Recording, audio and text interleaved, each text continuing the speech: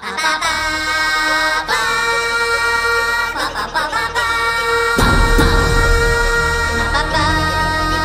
comme je peux, avec ma voix un peu cassée du jour, mais je suppose que ça va aller. Je vais d'abord demander au président du collège s'il y a un point d'information.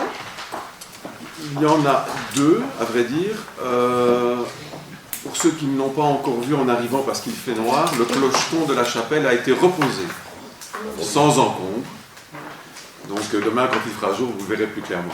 Et il y a également eu un incident, une rupture de canalisation, ou plutôt une réparation planifiée, mais voilà, il y a eu quelques soucis au niveau de la SPDE. Chaussée Mailleur-Abils, non pardon, chaussée d'Anguien, donc de l'autre côté, qui a généré quelques soucis d'alimentation en eau sur Vierge pendant quelques heures.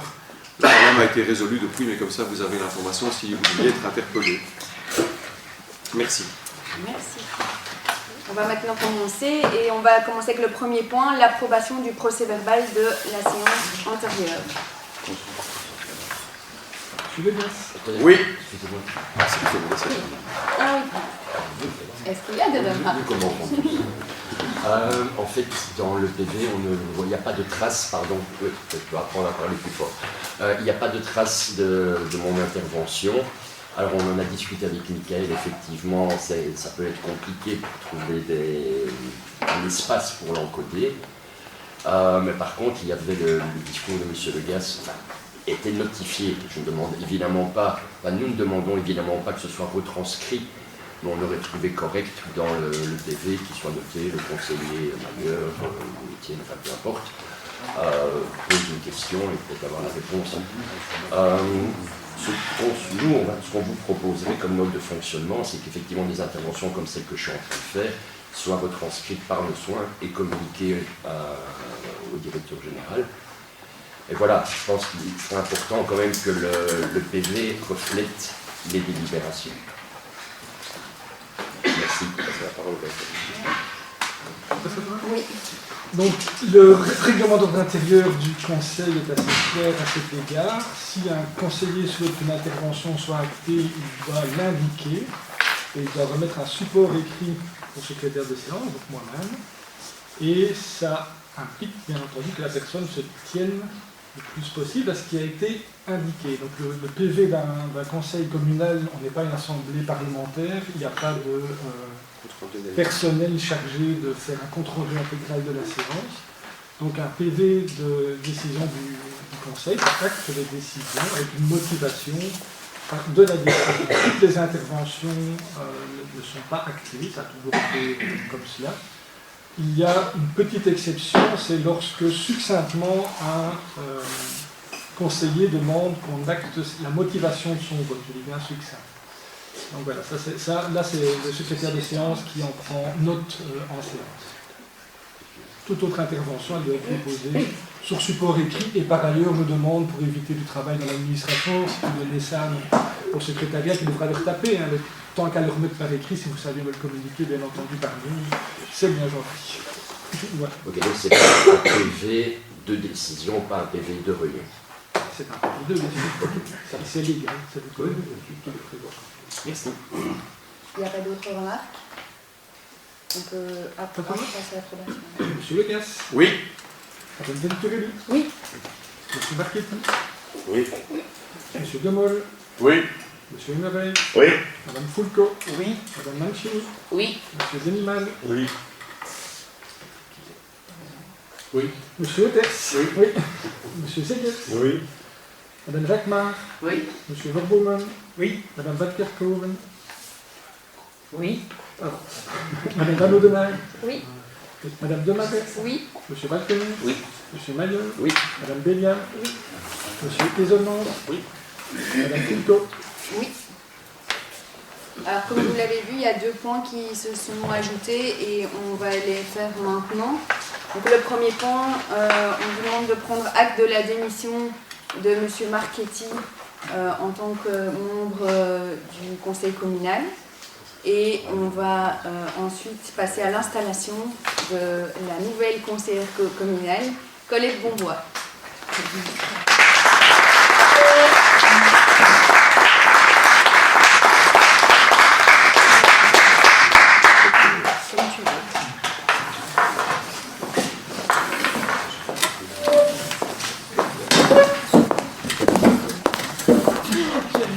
et aux lois obéissance à la Constitution et aux lois du peuple belge.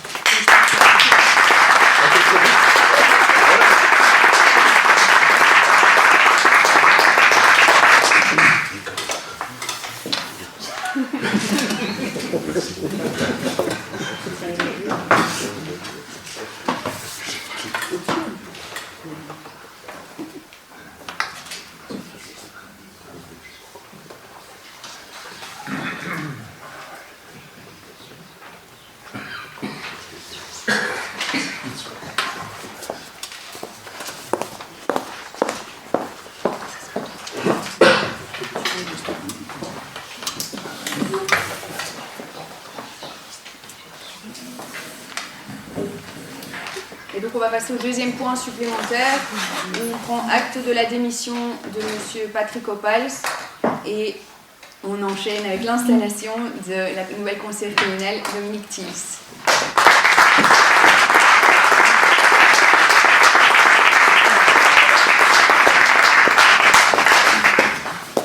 Jure fidélité au roi, obéissant à la Constitution et aux lois du peuple belge.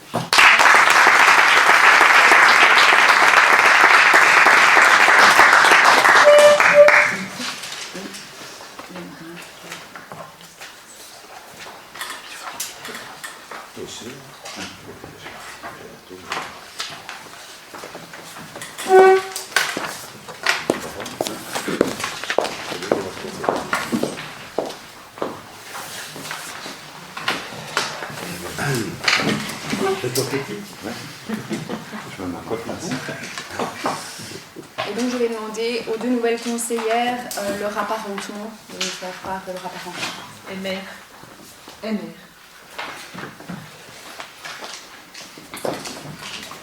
On va ensuite passer à la prestation de serment du président du Conseil de l'action sociale, Monsieur Marino Marchetti.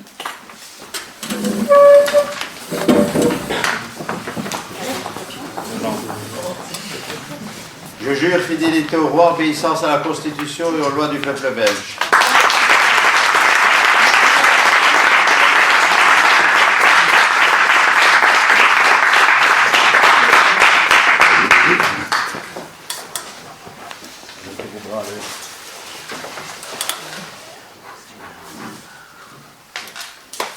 Bon, les flèches à gauche et le rouge au cou, hein, c'est ça. Magnifique.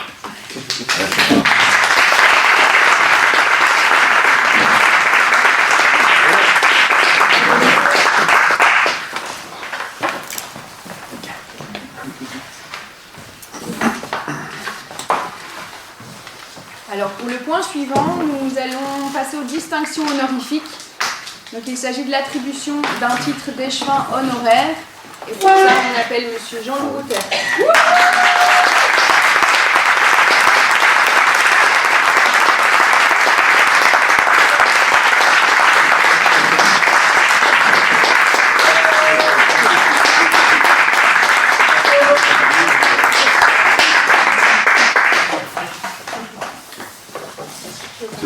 Là, l'écharpe.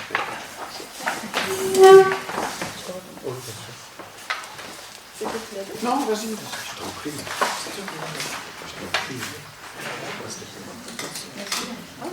Les cloches à gauche, les rouges ici. Le rouge là. Voilà.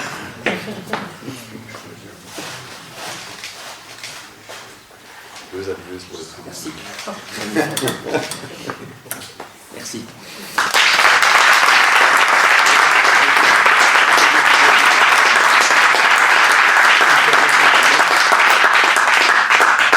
Qu'il me soit permis de dire un mot, non pas pour arracher une larme à Jean-Loup, Ce qui ne serait pas compliqué. ce qui ne serait pas compliqué, mais je pense que l'engagement dont il est question aujourd'hui méritait que nous lui accordions toute l'importance voulue. Jean-Loup Bouters, outre son parcours dans ses vies antérieures, sportives, professionnelles, familiales, et nous savons tous à quel point sa famille le touche et lui compte pour lui, est important pour lui. Jean-Loup a aussi égrené les bancs du Conseil 12 années durant avant de ceindre l'écharpe cabinale, pas celle-ci, la précédente, et d'exercer un mandat qui lui tenait tant à cœur. Jean-Loup est un sportif dans l'âme, confirmé, même si aujourd'hui, comme d'autres, il n'a plus exactement le profil, encore que. Je suis assez jaloux de son profil à son âge. Et donc, il a pu exercer ce mandat qui lui était cher 6 ans durant. Il n'a malheureusement pas pu voir l'aboutissement d'une série de projets qu'il a initiés, mais qu'il verra dans d'autres circonstances et dans d'autres fonctions, qui sait peut-être, au conseil de gérance ou à la commission consultative des sports ou que sais-je. Et donc je voulais lui rendre hommage aujourd'hui en notre nom et en votre nom à tous, je suppose, pour cet engagement tant familial, sportif que politique qui lui tenait tant à cœur. Je pense à l'extension du Hall Omnisport, qui est un dossier qui prendra, je l'espère, forme. Je pense à d'autres initiatives, notamment au cross scolaire, au salon des sports, enfin j'en oublie certainement. Il s'est aussi préoccupé des aînés. Voilà, c'était un clin d'œil au passage. Félicitations Jean-Loup.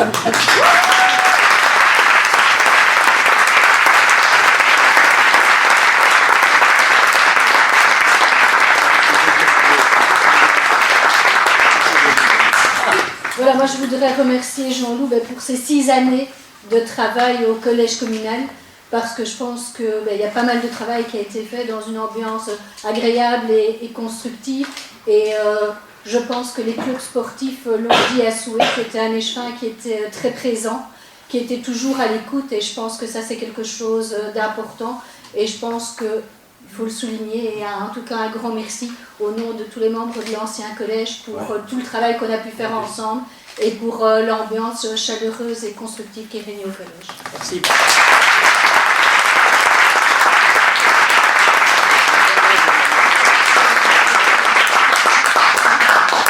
Ça va faire très drôle de prendre la parole, parce que j'avais plus l'habitude déjà. Est-ce que tout le monde m'entend? Oui. Ben, soyez rassurés, vous n'allez pas m'entendre longtemps, ça c'est promis. J'avais préparé un petit discours, et puis pour finir, je me suis dit, je le mets dans le tiroir, je le laisse dans le tiroir, parce que je trouve que c'est tellement plus gai de parler avec son cœur que de parler avec un texte dans la main, d'autant plus quand on tremble un tout petit peu, parce que bon, on est un tout petit peu pris par l'émotion, que je trouvais que c'était beaucoup plus honnête de parler directement. Je me suis laissé dire il y a une quinzaine de jours, 3 semaines, que l'important n'est pas le temps qui passe, c'est ce qu'on en fait qui importe. Alors durant ces 18 années de mandat, effectivement j'ai découvert beaucoup de choses, j'ai appris énormément de choses. J'ai aussi eu l'honneur de célébrer une 20aine de mariages, j'ai aussi pu remplacer la bourgmestre absente à 2 reprises. C'est tout des trucs qui me permettent de dire que j'ai vraiment appris, et appris énormément de choses. Ce que je retiendrai surtout, c'est que gérer une commune, ou participer à la gestion d'une commune, est beaucoup plus compliqué que ce qu'on peut s'imaginer. Et pour ça, je voudrais remercier notre directeur général. D'abord, pour ses dispositions, sa disponibilité, les nombreuses réponses apportées à mes nombreuses questions et les conseils avisés qu'il m'a donnés aussi. Et j'aimerais bien, si tu veux bien, Michael, que tu répercutes à tout ton personnel communal mes remerciements. Parce que quel que soit le service dans lequel je me suis rendu, j'ai toujours été reçu avec énormément de gentillesse et beaucoup de compétences. Donc ça serait sympa.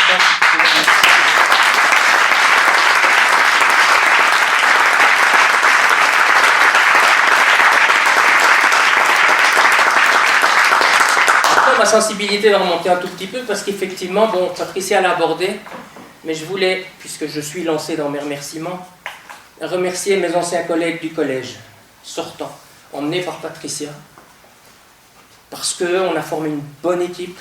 Et je crois franchement qu'on a fait un bon travail. Ça fait 15 jours que je n'y suis plus, et vous me manquez déjà. Je voudrais terminer par remercier ma famille. Et là, on sait très bien que j'en ai plus dur. Parce que ma femme, mes filles, mes beaux-fils, mes petits-enfants, d'abord ils sont là. Je ne m'y attendais pas spécialement.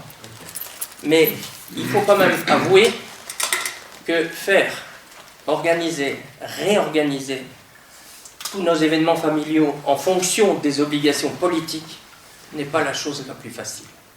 Alors, merci à vous tous pour ça.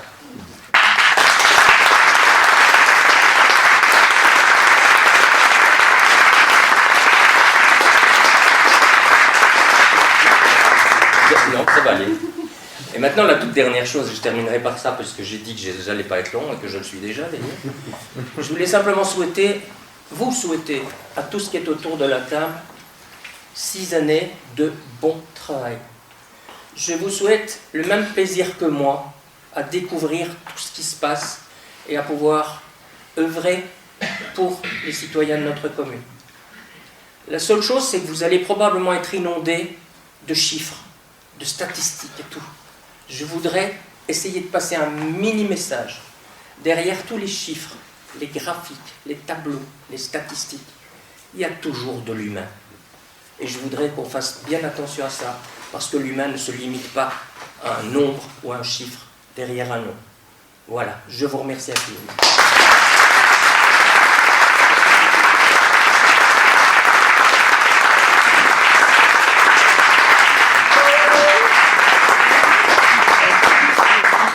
Oh mon Dieu.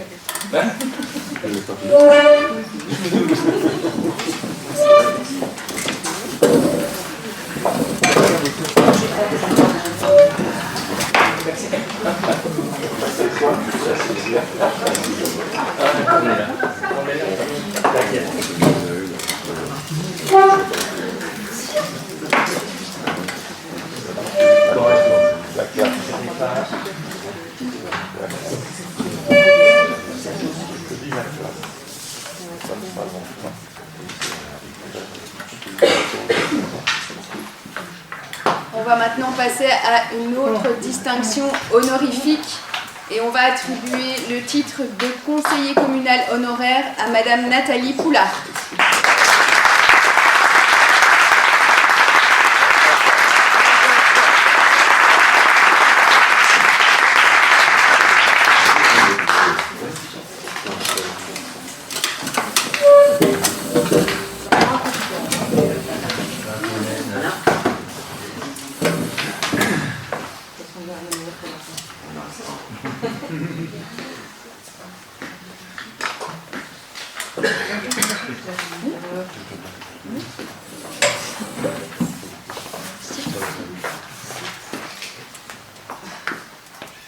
Et donc pour ce titre, on t'offre ce petit paquet. Fais attention avec sa casse. Merci beaucoup.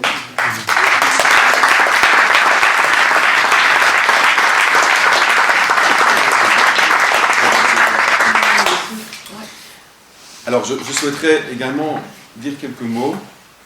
Tout d'abord, vous proposez d'en faire un usage désormais. C'est la proposition que vous fait le collège, même si c'est à son initiative. C'est-à-dire que chaque début de législature, vous aurez finalement celles et ceux qui, durant des années, de nombreuses années parfois, ont fait fonction et se sont engagés ainsi pour la collectivité et pour notre commune. Je pense que c'est un usage qui mérite d'être instauré. On l'a fait par le passé, mais pas de manière systématique. Ici, l'idée, c'est de le faire de manière systématique. Alors, Nathalie et moi avons une histoire un peu particulière. Rassurez-vous, rien de secret qu'on ne peut dévoiler. Mais Nathalie était active en politique locale quelques années avant moi.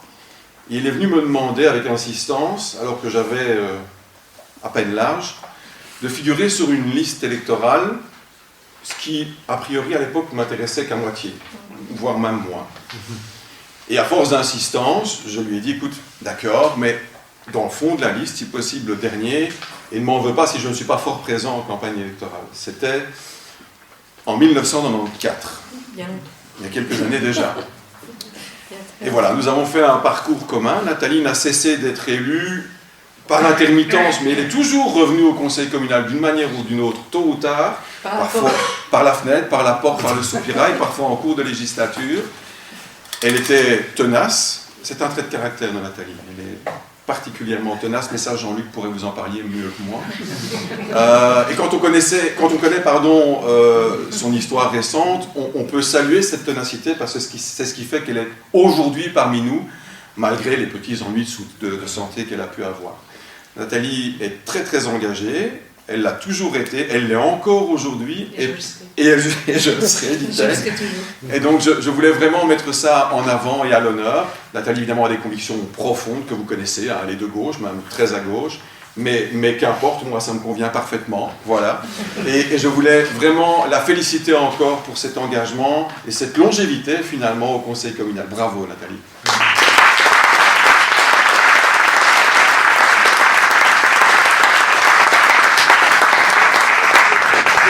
Écoutez, moi je ne vais pas être très longue, hein.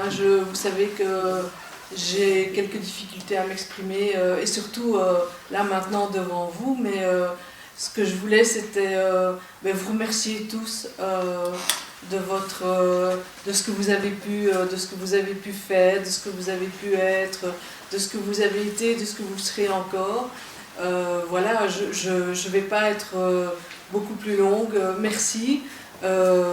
Bon courage à tous parce que je crois que vous allez en avoir besoin. Et puis rendez-vous dans 6 ans pour les élections et là je pense qu'on y sera encore.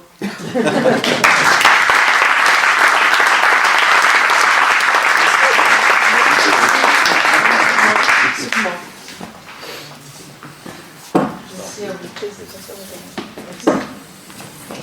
Non, c'est bon. C'est bon.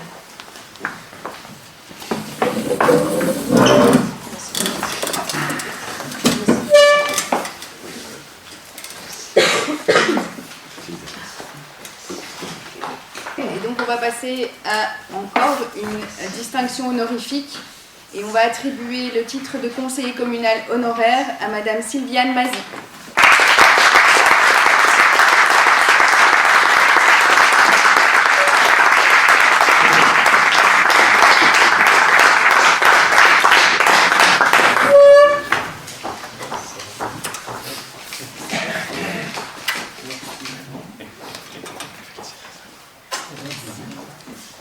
Alors, je vais me permettre de dire 2 mots également, si vous le voulez bien.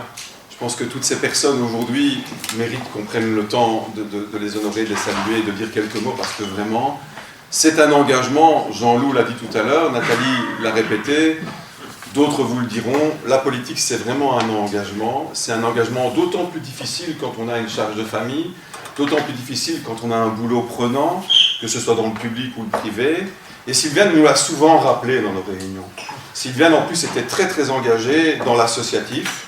Et je ne parle pas que du carnaval grec. Elle était par ailleurs dans plein d'autres choses, mais aussi au carnaval, et parfois pour les tâches les plus ingrates.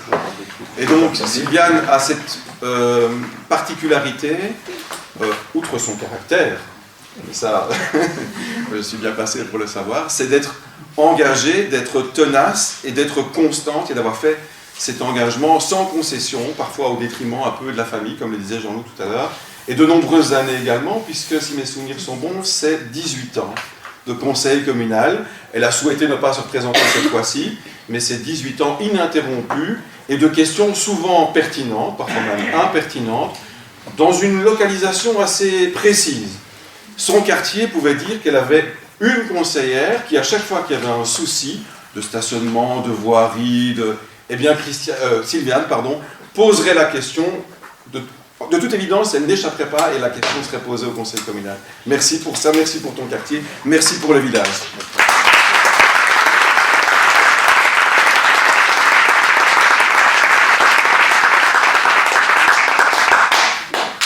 L'émotion est un peu forte, donc je vous remercie tous.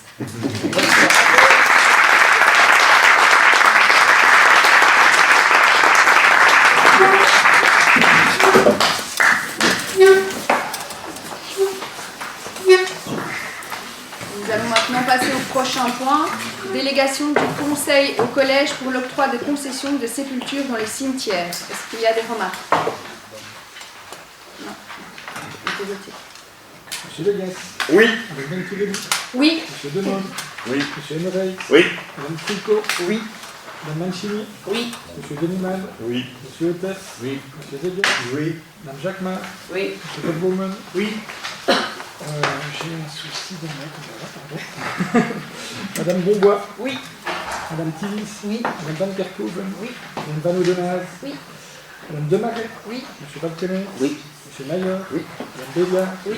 Monsieur Egalement. Oui. Madame Foucault. Oui. On va passer au point suivant. Délégation du conseil au collège communal et à certains agents communaux en matière de marché public et de concessions et décisions relatives aux petites dépenses d'investissement. Est-ce qu'il y a des remarques? Moi, j'aurais... Oui. Je vais d'abord passer la parole à Madame Béliard. En fait, ce qu'on souhaite, c'est avoir un rapport de délégation tous les 6 mois, pour savoir un petit peu comment ça s'est passé, juste pour une question de transparence et de... Voilà. Est-ce que vous voulez en parler? Oui, et c'est valable pour le point 7 et 8 aussi. Point 6, 7 et 8. On n'a pas de problème à donner les délégations, on peut savoir. En fait, les membres du conseil peuvent voir chacun des points qui sera pris sur base d'une délégation dans les PV du collège communal qui peuvent leur être communiqués par voie informatique. Il suffit d'en faire la demande, c'est communiqué. Bien entendu, il y a des choses qui doivent rester sous le sceau du secret, à titre professionnel, va-t-on dire. Ça se fait à chaque mandature, on a un listing, et dès qu'un PV est approuvé par le collège, il est transmis aux membres qui en font la demande. Et là, vous verrez, plutôt qu'un relevé qui nécessite un travail, plutôt qu'un relevé qui nécessite un travail, alors que chaque point du conseil qui est pris sur base d'une délégation va viser la délégation de tout à fait. Madame Donag. Oui, donc on souhaitait intervenir par rapport à ce point. Donc, même si on comprend la nécessité d'accélérer les procédures et les prises de décision, on estime que le plafond qui est fixé pour la délégation des dépenses qui relève du budget ordinaire est assez élevé par rapport aux dépenses de la commune. Et donc on estime que les conseillers communaux ont aussi une plus-value à apporter pour la détermination des conditions de passation de ces marchés, et notamment pour fixer des critères qui sont plus favorables à l'économie locale. Et donc on souhaiterait, surtout que les conditions de passation ont nécessairement une influence sur la suite de la procédure, et donc on estime que le Conseil devrait rester compétent pour ces marchés au moins à partir de 30 000 €. Donc cette question vaut aussi pour les marchés conjoints et les marchés passés par les centrales d'achat. De même, en ce qui concerne le seuil qui est fixé pour les concessions de services et des travaux, donc qui est de 250 000 € hors TVA, nous apparaît extrêmement élevé et empêche du coup le Conseil de se prononcer sur les conditions d'attribution des concessions de services, notamment, alors que de même, elles peuvent avoir un impact assez majeur sur la vie touristique ou l'économie locale. Et puis, dernier point, on a relevé qu'il y avait plusieurs délégations qui étaient faites au chef des travaux, responsable de la régie technique et responsable de plusieurs équipes pour les matières qui relèvent de leurs compétences. Mais on n'a pas trouvé de note qui déterminait finalement quel était le descriptif de leurs compétences. Et donc, finalement, on ne sait pas très bien quelle est l'étendue de ces délégations.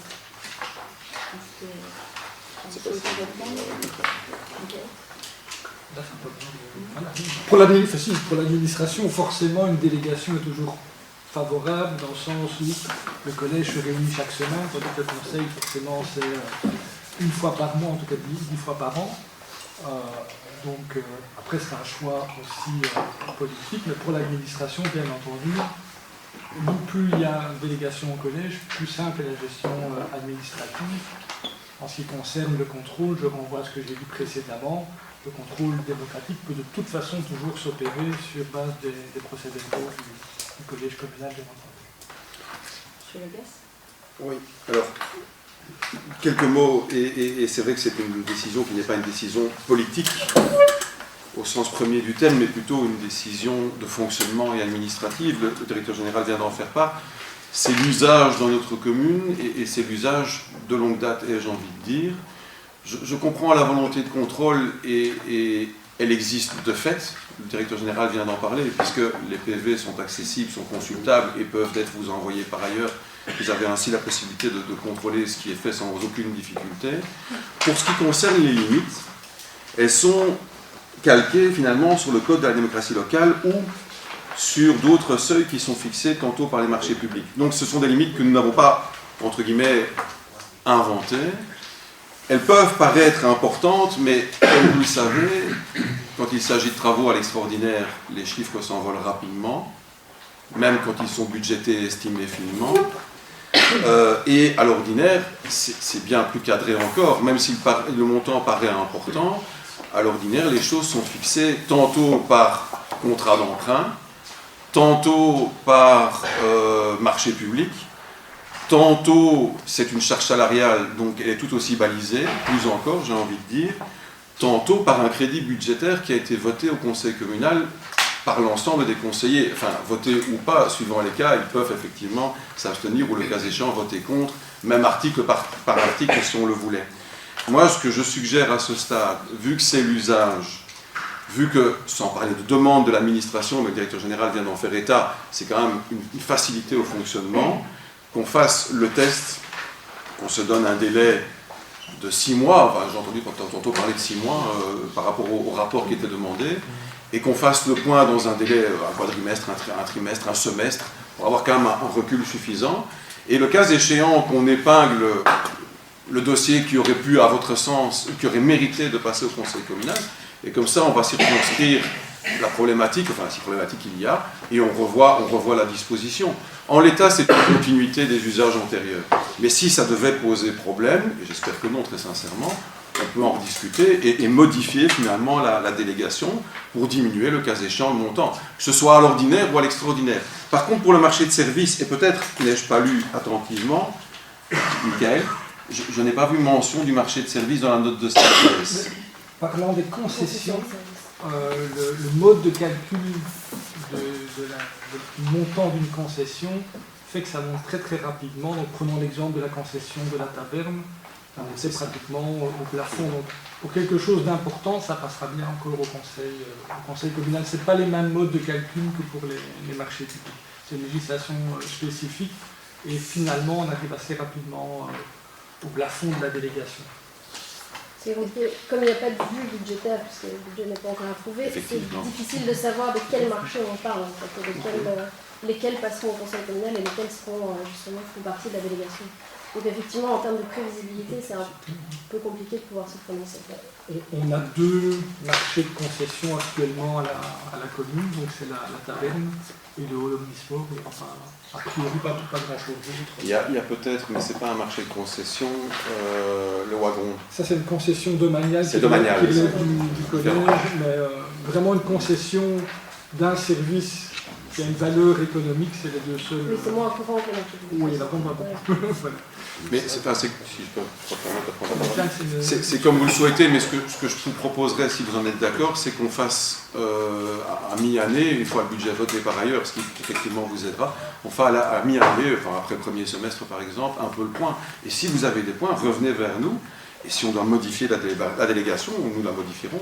Si. C'est parce que le point tel qu'il est formulé dans la décision, si je ne me trompe pas, vaut pour toute la date. On peut aussi le limiter à 6 mois, mais nous nous engageons devant témoins à faire le bilan avec vous en juin. Il ne faut pas dire quelque chose et puis acter jusqu'au 30 juin. Soit on la limite au 30 juin, soit c'est un engagement moral, il n'y a pas de souci, et vous nous le rappellerez assurément, on fait bilan à mi-législature, enfin à mi-année, pardon. Comme vous le voulez. Pour les rapports de l'EPD de collège, on les demande systématiquement. Si c'est possible. Un pour tous. Ça, pour un, je suis suivi. Par groupe.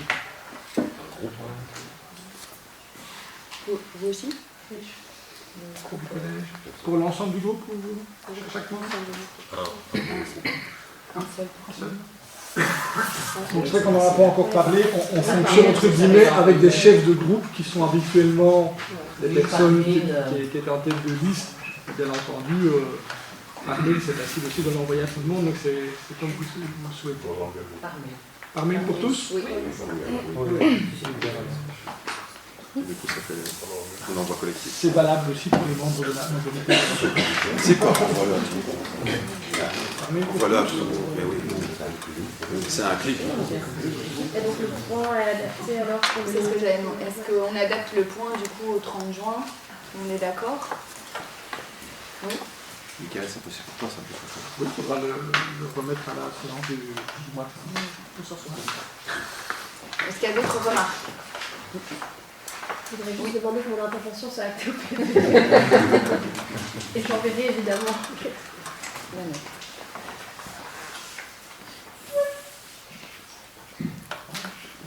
On peut passer au vote. Sur le point modifié. Donc, hein. Sur le point modifié, oui. Monsieur De Guess. Oui. Madame Venturelli. Oui. Monsieur Demol.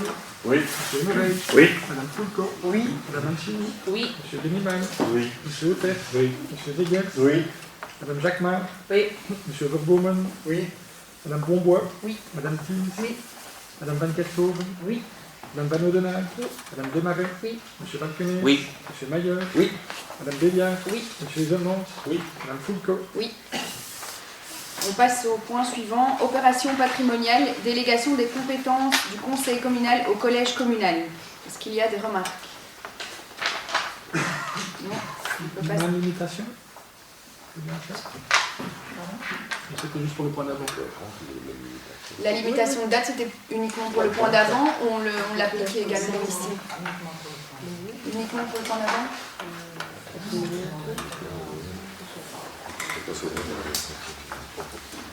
On passe au vote. Monsieur Degas. Oui. Madame Venturelli. Oui. Monsieur Demol. Oui. Monsieur Murray. Oui. Madame Fulco. Oui. Madame Mancini. Oui. Monsieur Denimal. Oui. Monsieur Hôtel. Oui. Monsieur Zeguet. Oui. Madame Jacquemart. Oui. Monsieur Verbomen. Oui. Madame Bombois. Oui. Madame Thies. Oui. Madame Van Kerkhove. Oui. Madame Van Oudenarde. Oui. Madame Desmarais. Oui. Monsieur Valkener. Oui. Monsieur Mayer. Oui. Madame Béliard. Oui. Monsieur Isemans. Madame Fulco. Oui. On passe au point suivant. Avance délégation du conseil communal vers le collège communal en matière de personnel. Est-ce qu'il y a des remarques? On peut passer au vote. Monsieur Degas. Oui. Madame Venturelli. Oui. Monsieur Demol. Oui. Monsieur Murray. Oui. Madame Fulco. Oui. Madame Mancini. Oui. Monsieur Denimal. Oui. Monsieur Hôtel. Oui. Monsieur Zeguet. Oui. Madame Jacquemart. Oui. Monsieur Verbomen. Oui. Madame Bombois. Oui. Madame Thies. Oui. Madame Van Kerkhove. Oui. Madame Van Oudenarde. Madame Desmarais. Oui. Monsieur Valkener. Oui. Monsieur Mayer. Oui. Madame Béliard. Oui. Monsieur Isemans. Oui. Madame Fulco. Oui. Le point suivant, avance de trésorerie, délégation au collège communal. Est-ce qu'il y a des remarques? On peut voter. Monsieur Degas. Oui. Madame Venturelli. Oui. Monsieur Demol. Oui. Monsieur Murray. Oui. Madame Fulco. Oui. Madame Mancini. Oui. Monsieur Denimal. Oui. Monsieur Hôtel. Oui. Monsieur Zeguet. Oui. Madame Jacquemart. Oui. Monsieur Verbomen. Oui. Madame Bombois. Oui. Madame Thies. Oui. Madame Van Kerkhove. Oui. Madame Van Oudenarde. Oui. Madame Desmarais. Oui. Monsieur Valkener. Oui. Monsieur Mayer. Oui. Madame Béliard. Oui. Monsieur Isemans. Oui. Madame Fulco. Oui. Le point suivant, désignation des représentants communaux dans les associations et instances dans lesquelles la commune est représentée et ou dont elle est membre, détermination du mode de représentation. Il y a des remarques. Oui, monsieur Isemans. En fait, j'ai trois questions sur ce point-là. Ici, en fait, on va voter pour choisir la méthode qui est la plus idéale, si j'ai bien compris, pour savoir les sièges attribués dans les commissions. Il semblerait qu'au Conseil du CPS, ça a été d'office la clé d'onde appliquée. Je voulais juste savoir comment ça se faisait qu'il n'y avait pas ce genre de vote là-bas et il y en a un ici. On choisit la clé d'onde. Il y a certaines assemblées générales où la clé d'onde est d'application. Non. Ben, c'est ça qu'on La a. question, c'est pourquoi on vote ici pour choisir Ah oui. la méthode. Je peux expliquer pourquoi on le fait ici. Oui, vas-y, commence. Commencez par ça. On le fait. Monsieur Guémon, il n'a pas dit ça.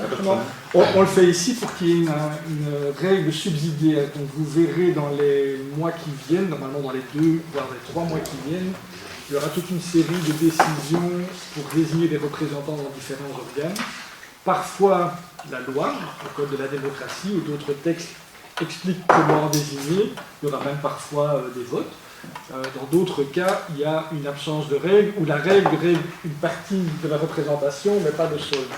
Et donc, la tutelle nous invite, en tout cas dans les communes, à appliquer, si on applique une règle, on pourrait très bien ne pas appliquer et voter majorité contre opposition, mais si on applique une règle, elle invite à ce que ce soit la même règle qui soit appliquée pour toutes les désignations. On ne peut pas commencer à dire Ben là, ça m'arrange d'appliquer la clé d'Hondt.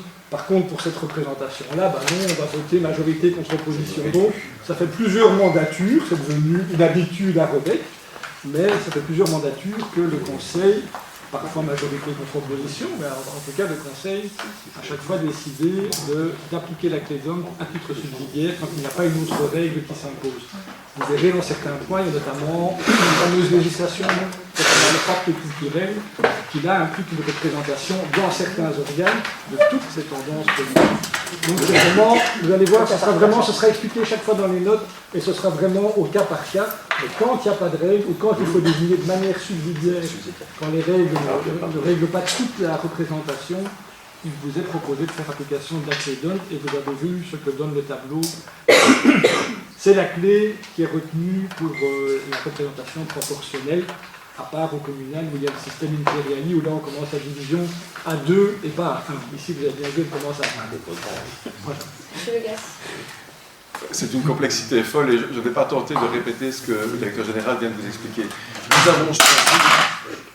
Nous avons effectivement choisi en 2006 déjà d'introduire cet usage de manière telle à ce que on ne soit pas dans un schéma opposition-majorité, minorité-majorité, où systématiquement, quand il n'y a pas de règles définies et prescrites par une législation ou une autre, ce soit la majorité qui aille occuper tous les sièges. Et donc c'était vraiment une volonté à l'époque, et elle est restée, je pense qu'elle est salutaire, c'est de permettre aux différentes composantes du conseil communal, quand c'est possible et qu'il n'y a pas de règles imposées par un décret ou une autre législation, le cas échéant, qu'il s'agisse de culture tantôt ou d'autres choses, d'avoir une représentation proportionnelle. La clé d'Hondt étant, du nom de celui qui l'a initiée, une des clés proportionnelles dites intégrales, l'autre étant l'impérialisme. Mais peu importe. D'ailleurs, le directeur général vous donnera, en fonction du nombre de personnes à désigner, ce que ça donne dans notre cas à la décimale près, parce que dans certains cas, il faut aller à la décimale. Dans ce cas précis, tous les groupes seront représentés selon nos premiers calculs. Il n'y aura pas d'observateurs, parce que nous avons été plus avant encore par le passé, dans certaines circonstances, quand la législation l'obligeait, et même quand elle ne l'obligeait pas, à avoir, lorsqu'un groupe était trop petit pour être représenté, avoir un membre avec voix non délibérative qui était observateur, quand on le pouvait. Donc on est vraiment dans un schéma d'ouverture et de transparence totale, où chaque groupe aura l'occasion d'être représenté. Maintenant, s'il n'y a qu'un représentant envoyé à une commission ou à une institution para ou pluri ou intercommunale, là, nécessairement, ce sera la majorité. Pour être précis, c'est à partir du moment où le Conseil désigne 6 représentants quelque part, là, chaque groupe est représenté. Donc à partir de 6, il y a au moins un représentant pour chaque groupe. On a même été plus loin, si je peux encore ajouter un mot, dans une commission ou l'autre interne, où nous sommes seuls maîtres de la règle, nous avons permis qu'il y ait un représentant par groupe, sans même introduire de proportionnalité. Je pense notamment à la commission consultative des aînés, pour en citer une tout à fait au hasard. Pour compléter effectivement ce que j'ai dit, donc quand je parle de réglementation, ça peut être une réglementation interne. Donc si le Conseil vote des règles de représentation pour les organes qu'il crée, c'est sa propre règle, et là, on peut bien entendu déroger à la clé d'Hondt. Ça m'amène à ma troisième, parce que finalement la deuxième a déjà eu sa réponse, je vous remercie. Et merci du coup pour la transparence dont vous faites preuve avec ce choix d'appliquer la clé d'Hondt. Moi, ce qui m'interpelle un petit peu, c'est qu'en fait, justement, ce qui est appliqué ici, sauf si j'ai mal compris le calcul, mais c'est une clé d'Hondt appliquée sur la clé impériale. Parce qu'en fait, on prend le nombre de sièges et on fait la clé d'Hondt sur le nombre de sièges. Or, les sièges sont attribués de par la clé impériale.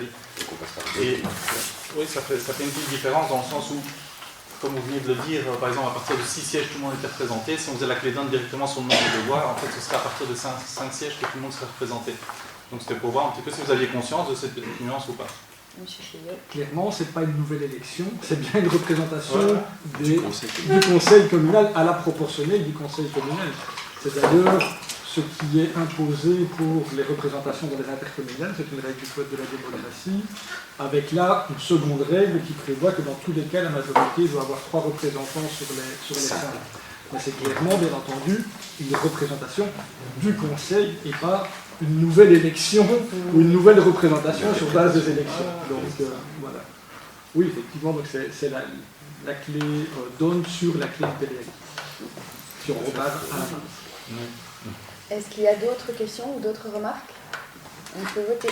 Monsieur Lagas. Oui. Madame Bonferré. Oui. Monsieur Demol. Oui. Monsieur Emmerich.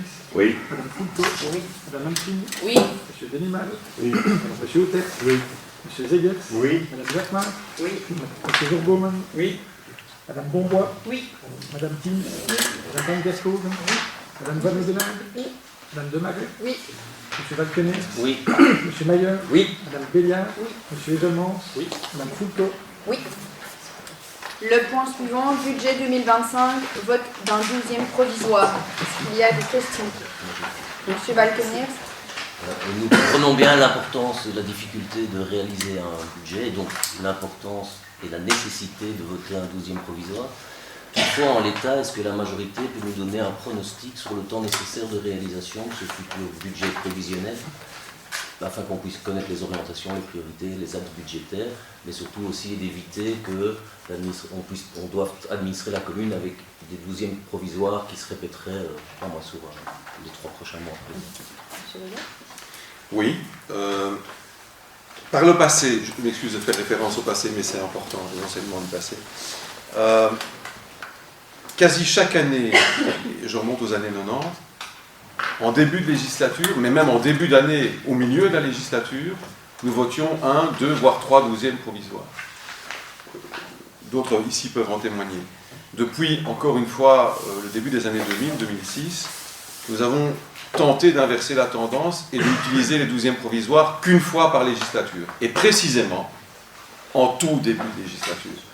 D'abord parce que les majorités ne sont jamais nécessairement les mêmes, parce que les acteurs ne sont pas les mêmes, et parce que parfois l'administration, qui n'est pas nécessairement orientante, mais vient quand même avec des chiffres et des faits, et des situations et des photographies, nous donne des bonnes ou des moins bonnes nouvelles. Et ça fluctue assez souvent, malheureusement, en ce compris dans les recettes estimées par des pouvoirs extérieurs.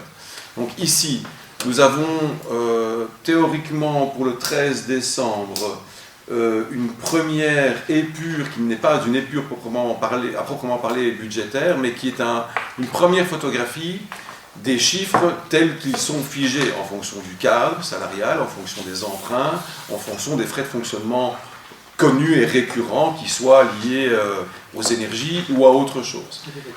Et aux dotations. Exact, merci Michael. Donc nous allons prendre connaissance de cette première épure le 13 décembre prochain. Et nous pourrions devoir travailler jusqu'à la Saint-Sylvestre. À Glin, non ça pas. Le dimanche, bien sûr. Et l'idée est, tant que faire se peut, sans engagement définitif, de vous présenter un budget pour le conseil communal du mois de janvier, qui d'ores et déjà est fixé au 21 janvier. Si nous devions éprouver de réelles difficultés et être confrontés à des choix difficiles, nous pourrions devoir vous demander un 12e provisoire et reporter au mois de février. Mais ce n'est vraiment pas l'objectif. Voilà. D'autres questions? Oui. Je veux savoir le montant. Parce qu'il n'y a pas de montant du 12e provisoire. Comme son nom là. Ah pardon, je t'en prie. Non, je t'en prie. Comme son nom l'indique, c'est un 12e de l'année antérieure. Mais ce n'est pas dit dans le libellé. Donc on prend les chiffres de l'année qui précède, du budget, pas du compte. Article par article de l'année précédente. Et certains articles sont des exceptions. Il est évident que sur un 12e, on n'a pas assez en termes de personnel, on va payer les gens. Oui, on parle bien du budget ordinaire. Et pourquoi il n'y a pas de montant? Pourquoi il n'y a pas de montant, c'est ça que je dis? En fait, c'est le logiciel comptable va activer un 12e et on ne pourra pas mandater plus de dépenses que ce chiffre-là, sauf comme je l'ai cité, sur certaines dépenses obligatoires. Prenons un autre exemple. Il est évident pour le sel de déneigement, si on divise par 12 sur les mois où il n'y a pas de neige, ça ne va pas tenir. Hein. Donc là, évidemment, ces articles de dépenses peuvent être dépensés totalement. Il y a un contrôle qui est exercé par la tutelle, de cas échéants, sur ce genre de dépenses. Mais donc c'est vraiment la comptabilité va veiller à ce que chaque fois, sur un mois, on puisse dépenser, sur le mois de janvier, on pourra dépenser sur les articles qu'un 12e de chaque article. On ne peut pas vous donner un chiffre, si je peux me permettre, parce qu'on voudrait vous donner autant de chiffres qu'il y ait d'articles budgétaires dans un budget. Donc on devrait vous déposer un budget avec une ligne, un 12e à côté de chaque Oui, c'est article. ça, c'est pas un 12e global. En fait. Non. C'est un peu, ok. Par article et par code fonction. Merci. Est-ce qu'il y a d'autres questions ou remarques? En logique, au final, ça doit Oui, c'est un être plus ou moins deuxième un deuxième global. Oui, quand même. Madame Turelli? Je suis la logique des choses. Juste à la grosse louche, le budget annuel est à peu près 15 millions. 15 millions divisé par 12, ça fait 1 250 000 par an. J'avais pas du tout d'ordre de dire, simplement. Merci. Ça fera même moins, clairement, par exemple, on ne rembourse pas tous les emprunts au début d'année, ça arrive à tranche fixe, donc ces articles-là ne vont pas être dépensés. Pas d'autres questions, remarques? On peut voter. Monsieur Legas? Oui. Madame Turelli? Oui. Monsieur Demoy? Oui. Monsieur Morel? Oui. Madame Fulco? Oui. Madame Mancini? Oui. Monsieur Denimal? Oui. Monsieur Otex? Oui. Monsieur Zegers? Oui. Madame Jacquemart? Oui. Monsieur Robgoman? Oui. Madame Bombois? Oui. Madame Thiel? Oui. Madame Van Kerkhove? Oui. Madame Van Oudenade? Oui. Madame Demaret? Oui. Monsieur Valquenet? Oui. Monsieur Maillot? Oui. Madame Béliard? Monsieur Zemons? Madame Fulco? Oui. Le point suivant, ratification, enseignement, ouverture d'une classe maternelle mi-temps à l'implantation de Germinal. Je vais passer la parole à Madame Turelli. Donc c'est pour ceux qui ne connaissent peut-être pas encore le fonctionnement de l'enseignement, donc au niveau du maternel, comme vous le savez, le nombre d'enfants évolue tout au long de l'année scolaire, et donc il y a 4 périodes de l'année où on recompte le nombre d'enfants. Et donc en fonction de ce nombre, on a la possibilité d'ouvrir des mi-temps supplémentaires. Donc à Germinal, au 19 novembre, il y avait 26 élèves, ce qui permet d'avoir deux équivalents temps plein au lieu d'un emploi et demi, comme c'était le cas à la rentrée. Merci. Est-ce qu'il y a des questions ou des remarques? On peut voter. Monsieur Degas? Oui. Madame Bontelli? Oui. Monsieur Demol? Oui. Monsieur Emerel? Oui. Madame Fulco? Oui. Madame Mancini? Oui. Monsieur Deniman? Oui. Monsieur Otex? Oui. Monsieur Zegers? Oui. Madame Jacquemart? Oui. Monsieur Robgoman? Oui. Madame Bombois? Oui. Madame Thiel? Oui. Madame Van Kerkhove? Oui. Madame Van Oudenade? Oui. Madame Demaret? Oui. Monsieur Valquenet? Oui. Monsieur Maillot? Oui. Madame Béliard? Oui. Monsieur Zemons? Oui. Madame Fulco? Oui. Le point suivant, rue du Boussard, rétrocession à la voirie à la commune de Québec, approbation du projet d'acte. Est-ce qu'il y a des remarques ou des questions? Non, on peut voter. Monsieur Degas? Oui. Madame Venturelli? Oui. Monsieur Demol? Oui. Monsieur Emerel? Oui. Madame Fulco? Oui. Madame Mancini? Oui. Monsieur Denimal? Oui. Monsieur Otex? Oui. Monsieur Zegers? Oui. Madame Jacquemart? Oui. Monsieur Robgoman? Oui. Madame Bombois? Oui. Madame Thiel? Oui. Madame Van Kerkhove? Oui. Madame Van Oudenade? Oui. Madame Demaret? Oui. Monsieur Valquenet? Oui. Monsieur Maillot? Oui. Madame Béliard? Oui. Monsieur Zemons? Oui. Madame Fulco? Oui.